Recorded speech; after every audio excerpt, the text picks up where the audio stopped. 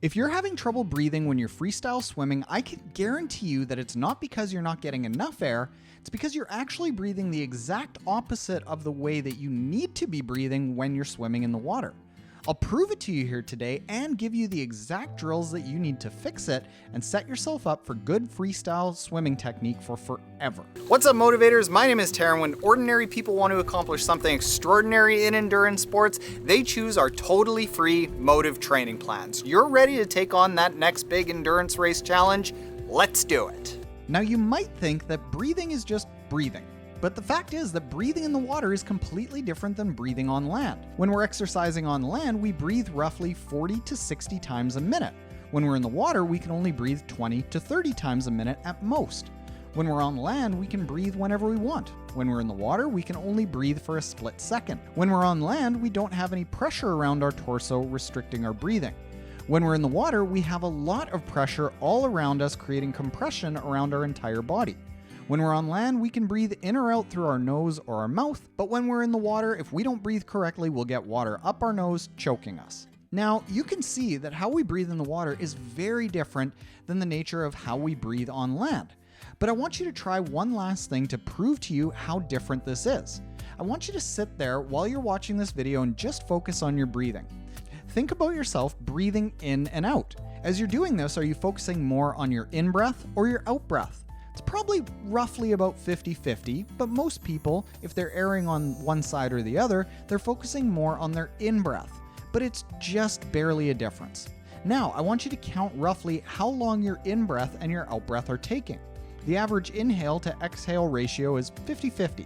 Really well-trained breathers who are focusing on a very relaxed breath can have an exhale to inhale relationship of 60-40. So on land, there's a slightly longer exhale than there is an inhale, but it's still pretty close to that 50-50 range. This is some swim footage of an excellent swimmer that we know, and you can see the close-up of when she breathes. And what I did was I put some cuts in the footage here in the areas where she switches from breathing out, where her face is in the water, to breathing in. And this first clip here that's highlighted is the entire time that her face is in the water. That's when she should be breathing out. So we'll just let it play through here. But the big thing to notice is that as it is highlighted here, what you'll see is that the duration is 9.1 seconds. This is in slow-mo. And then when we click on and highlight the portion where she's breathing out, when her face is out of the water, it's very short. It's 1.28 seconds. This is just 14.5% of the total breathing cycle, roughly close to that 90-10 ratio. So you can see just even in the lengths of the clips of her breathing out versus breathing in, there is such a huge focus on breathing out, which is not what we do when we are on land. And that's why we have to rewire our brain to be able to swim with this 90-10 breathing pattern. Training ourselves to do this is really hard for three reasons. The first reason is that our nervous system is completely wired for that 50-50 inhale to exhale ratio. The second reason is that when we start exercising, we need a little bit more oxygen. So it's only normal for us to have the feeling where we need to breathe in much more forcefully. Then finally, that breathless feeling that we get when we're in the water, that's a buildup of carbon dioxide that's in our lungs, and it's making us feel like we're short of breath. So when we take that breath, we take a much bigger breath.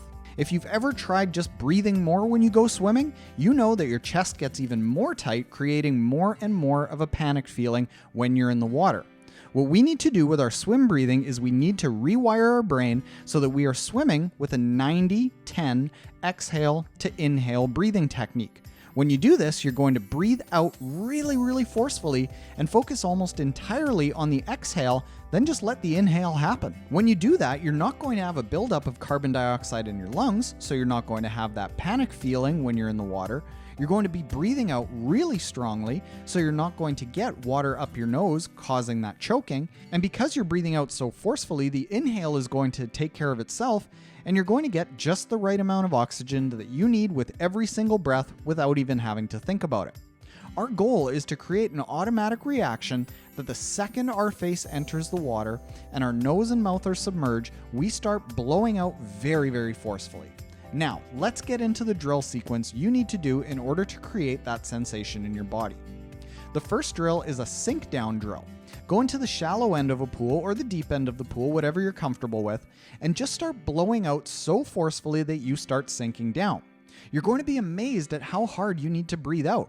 This is going to build the feeling in your body of how hard you need to focus on the out-breath to get rid of all that carbon dioxide that's sticking in your lungs.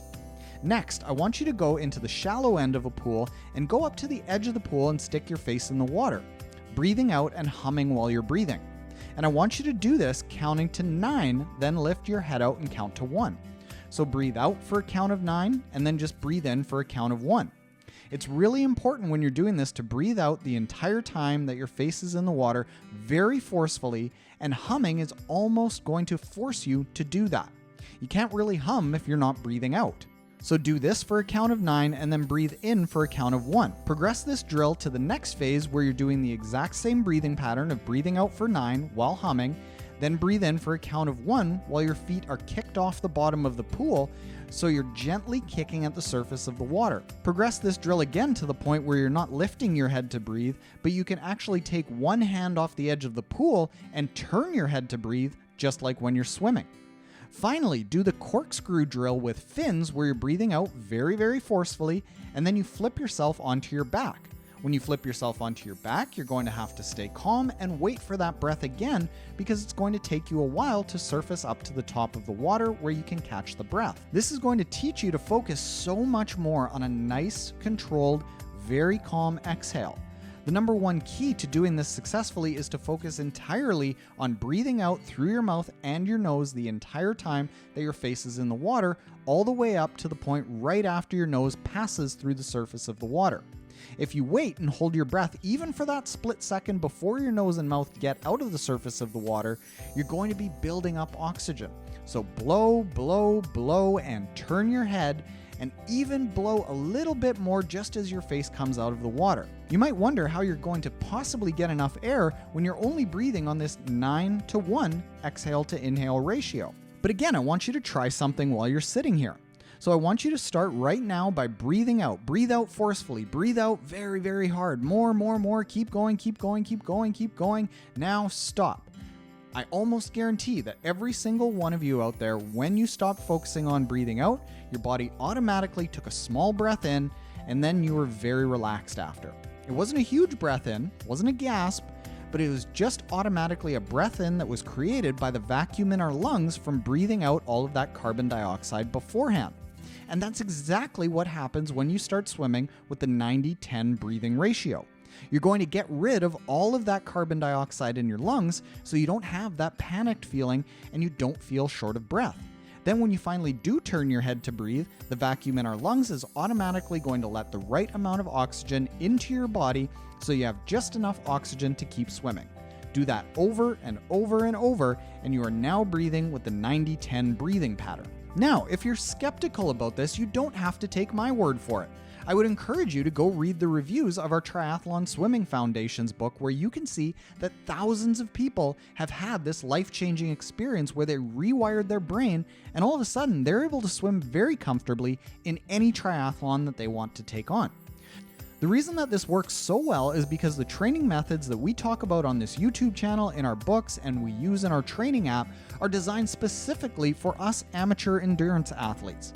Unfortunately, most coaches don't necessarily know what us amateur athletes go through, so they don't even talk about them.